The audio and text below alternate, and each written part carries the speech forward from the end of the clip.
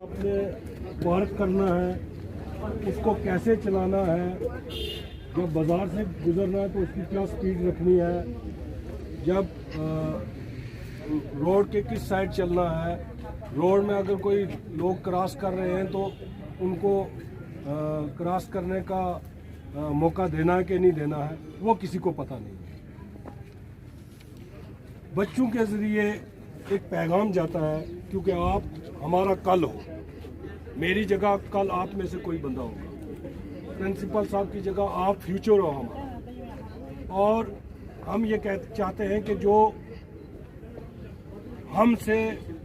हमारे पहले से जो गलतियां हुई उसमें आप लोग सुधार लाएं। आप लोग एक होनहार सोसाइटी का दोबारा से एक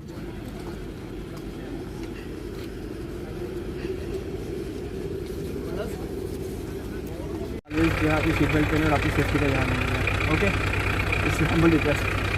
ओके भैया, thank you. Seat belt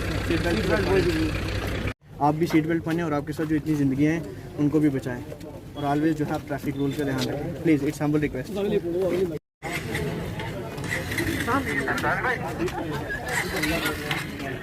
helmet पहने आप भी, हमें भी बचाएं, अपनी ज़िंदगी में बचाएं। थैंक यू भैया।